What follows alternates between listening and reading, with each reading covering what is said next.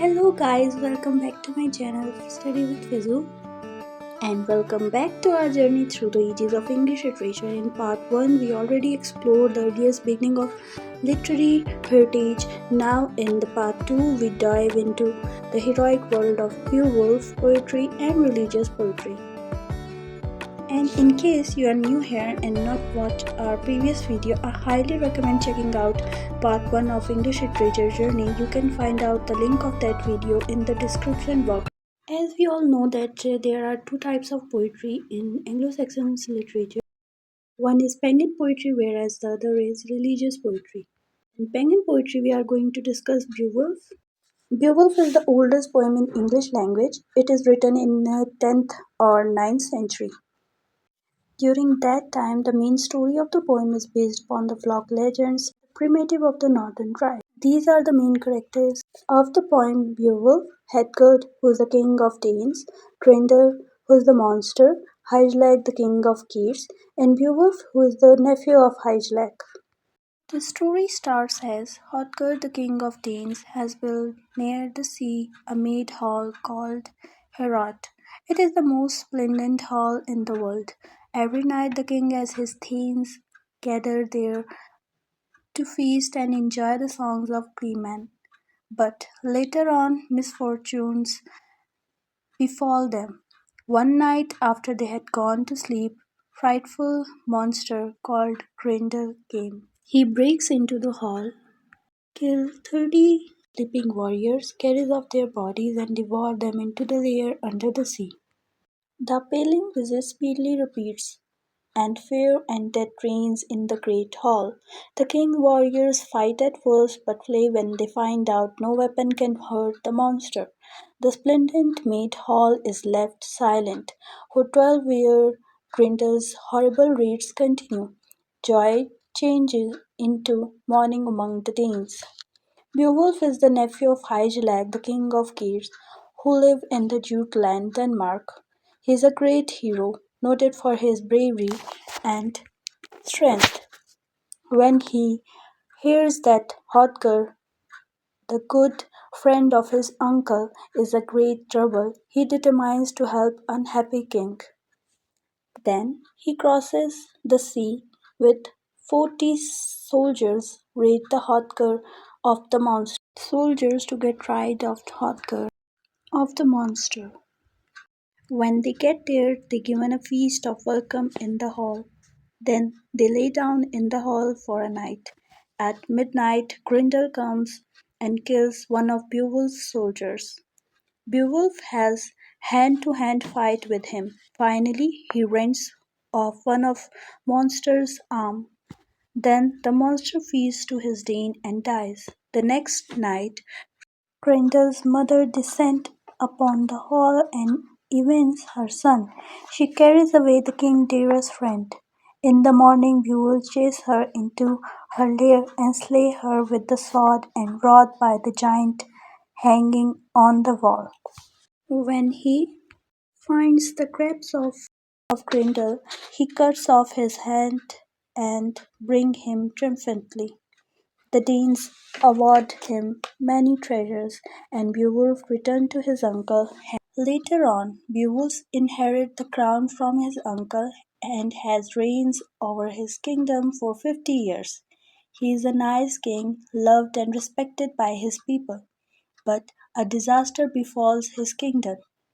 A fire-spewing dragon that lives on the mountain began to devastate the land of his kingdom because it thinks somebody has stolen a golden cup from the mountain's cave that he has guarded for 300 years. Therefore, the angry dragon determines to punish the people of the kingdom. It spews fire every day to burn the land and kill the people. To save his people from disaster with 11 chosen warriors, the aged king goes to fight against the dragon. In the end, the dragon is killed, but Beowulf is wounded during the battle. He dies a heroic death. The poem ends with the scene of grand funeral held for the hero by his people. So it is a story of Beowulf. Now comes toward the analysis. Beowulf is an epic poem exploring the theme of heroism, loyalty, the human condition, good versus evil, morality versus civilization. The Beowulf battles with the monster. The poem examines the complexities of human nature, morality, the struggle between good and evil. So now comes toward the writing feature of the poem. It is not a Christian but a pagan poem, despite the Christian flavor given to it by the monastery scribes who wrote it down.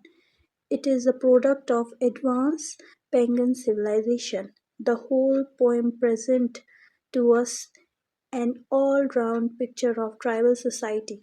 The use of strong stresses and predominant consonants are notable in the poetical lines. Each line is divided into two halves, and each half is made to have heavy stresses.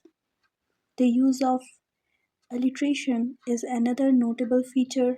A lot of metaphors and understatements are used in the poem. For example, the sea is called the Veiled Road. And the second type of poetry, which is very famous during Anglo-Saxon literature, is the religious poetry. And the two names which is very famous during that time is the Caedmon and Cenulf.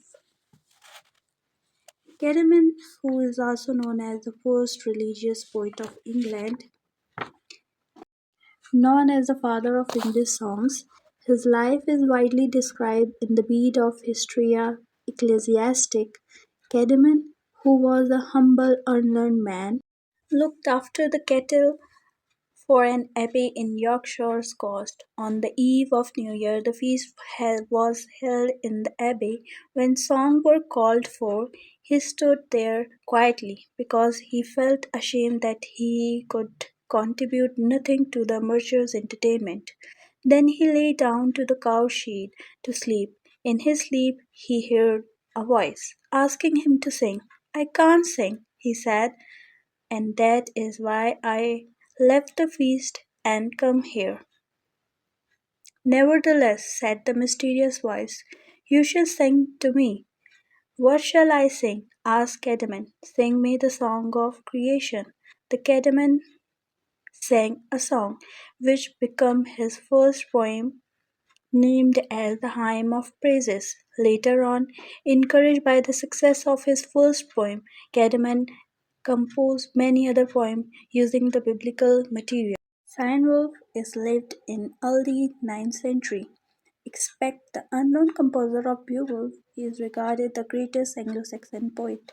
Of his life story we know very little. He is probably a scholar. His name remained unknown until 1840. He produced these four poems. All of these poem characteristic is Christ, and the poem is in three parts. The first part is celebrates the nativity, the second part celebrates the ascensions, the third part deals with the doomsday. Seinwolf took his subject matter partly from the church, but more largely from the Gregory the Great. The poem expresses the deep love for the Christ and Virgin Mary. I hope you have find this video informative and easy to follow from the beginning to end. And if you have any question and need further clarification, please don't hesitate to comment below. Thank you for listening, and that's it for today.